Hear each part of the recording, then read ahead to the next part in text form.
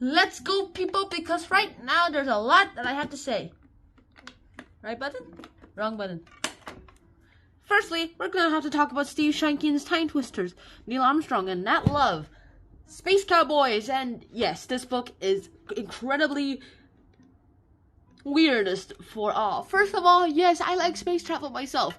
It's an awesome idea, and in my opinion, it's just one of those things that can get people ready into the next generation of people, except for if you can get the government to spend a lot on it, which will probably not happen in a very, very, very, very long time. And then this book itself actually combines two of the greatest people in history, Neil Armstrong and the African-American cowboy Nat Love, who somehow was able to ride a wild horse, well, at least hang on to a wild horse. Not sure that's considered riding so.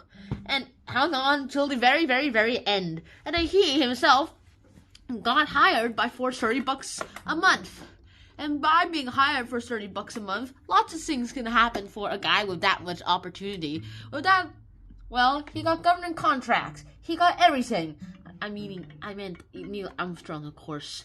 After I said the $30, I switched Neil Armstrong. Neil Armstrong was all like, okay, now, what am I gonna do? I was the first man on the moon, and I'm not going back there. It's terrible and very, very, very, very barren. So what am I gonna do now? Yeah, it was an awesome day. It was awesome. I've got a rock specimen. Now, the last thing that seems to go on is that Neil Armstrong, in this book itself, Neil Armstrong was supposed to go to the moon with Buzz Aldrin, and somehow he ends up in 1869 when he's supposed to be in 1969, when the American flag has 37 states and 37 stars. Yeehaw! And then, well, cowboys started to rule. And cowboys, it seems to be one of the biggest influences on American pop culture. In fact, cowboys were all like the rage, and they're like, oh, why? It's gonna take months to hurt these guys. And they're like, aliens! Show up wherever you are! And then Neil Armstrong comes down trying to say, that's one small step for man, one giant, And everyone's like, why does this alien have only one eye? What do you mean? Oh, I see what you mean now. I'm a human. We're astronauts. Don't you know that? What's an astronaut? This isn't the moon, is it? How the heck are you supposed to go to the moon? And of course, with that, they had to explain everything, and they had still no idea how they ended up from 1969 to 1869, which is a terrible thing for them, because now they're not going to the moon, and NASA probably thinks they're dead. Unless they somehow travel back in time. They sing a weird cowboy song, they do that, and then Buzz Aldrin and Nat Love and Neil Armstrong and Amy and Doc all go ahead back to base. Neil Armstrong and Nat Love are in the Eagles, so of course they're stuck there, and that means, well, I think you know what it means, and I think you want to know what it means. It means that they have finally reached the moon, except Buzz is not with them. However, as far as anyone else is concerned, Buzz is basically Nat Love. And Buzz is like, okay. I'm not even going to be the second man on the moon. I'm not going to be third. I'm not going to even be on the moon ever. It's kind of a big shame because Buzz Aldrin has prepared for all this, and it is kind of a big shame for all this to be wasted. And Nat Love, of course, is all like, yeehaw! Space trip, people! Space trip! I trade my cowboy stuff for a space trip with Buzz Aldrin.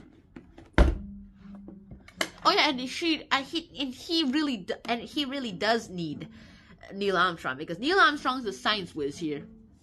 All astronauts need to know some science, math, lots of training that cowboys personally have, and so all Nat Love probably needs is a little crash course in mathematics and science to the degree of colleges. And with that, you can literally do anything. And that's pretty much it. That's the whole story. Now, why should you even be reading this book? Other than the fact that you might learn something about Neil Armstrong and Nat Love. Loads of things. In fact, astronauts have been one of the greatest dominances in history. Ever since 1969, or somewhere time before that, during the Cold War, literally the Russians sent the first satellite into orbit, then they sent the first animal in space, and apparently there's only been one cat ever sent to space, and there's only one cat, an insult if you ask me, and lots of things too. In fact, Neil Armstrong goes ahead to be a founding father of the space industry, of course. And that love shows what anyone can do, that anyone can do anything. And eventually, I guess it's this kind of racial breaking of the barriers that actually leads to everyone having a happy time. Because if you look here, they have literally 2 different skins. Well, colors. In fact, these 2 different skins don't really matter. It doesn't matter if you look like Neil or Nat, or like me. It's just that everyone here looks the same.